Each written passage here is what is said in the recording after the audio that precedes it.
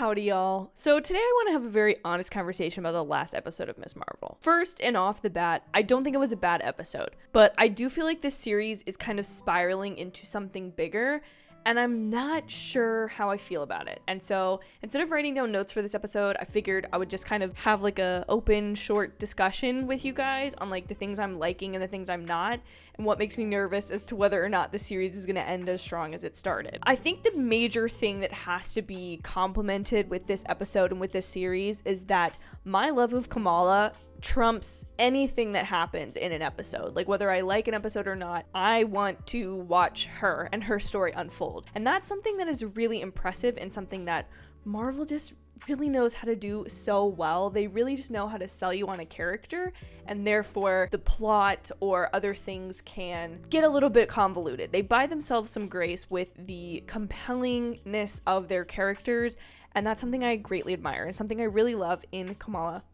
who I have right here finally. I look like an insane maniac with these Funko Pops the way that they are. Whoops.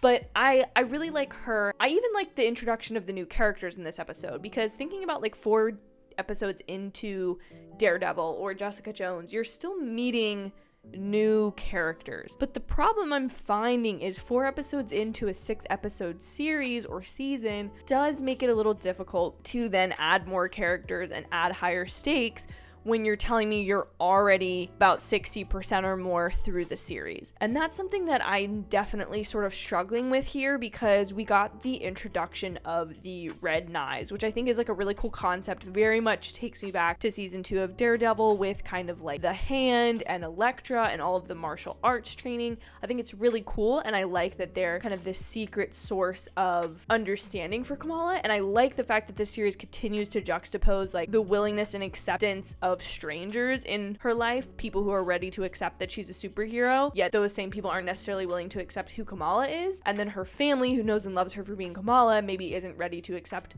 her superhero side or that more fantastical side of her. And I think that's really interesting, but we spent most of this episode even away from Bruno, Nakia, and even Kamala's mom, who I feel like her parents' relationship to her is something that's a big part of this series. And so it feels very odd that we would take such a dramatic step away from that in this episode. So again, it's interesting. It adds a lot to Kamala's character, but again, I'm like confused because I feel like these red knife people aren't going to be able to follow her back to Jersey City to help her solve the issue. The other thing that is like I'm not really understanding is how one incapable damage control is, because like how do you just let 4 supervillains leave? Like they're just gone. And I get that they're kind of borderline godlike, and so that is an interesting thing. We're talking about Thor Love and Thunder, which comes out next week.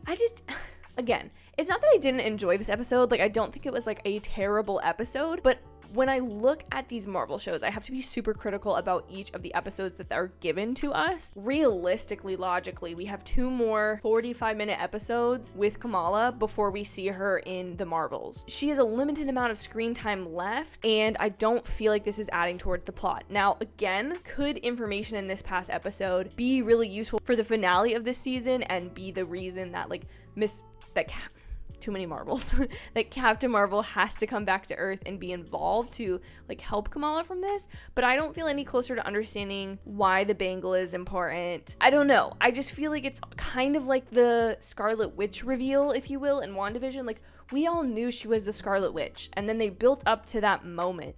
And like ultimately that show I think did a lot of things interestingly, and much in the same vein as a lot of the Marvel shows, it's a unique foray into a different type of media and a different way to explore the character that we otherwise wouldn't have gotten. And so for that, I'm grateful for it. I just am feeling like with this series, I don't want it to fall victim to what the other series had, because I think if this series really ends on a bang, I think it will get more people to watch it. And yet, if it ends on this kind of like overly convoluted, way too high stakes ending, then to me it feels like people might say, I'm just not gonna, like, what do I need to really know about Kamala Khan? Which is such a shame, because she's such a great character and the actress is so talented, and I maybe seem a little doom and gloom. I think just with phase 4 of the MCU in general, I'm not seeing the cohesive through line that I would hope to.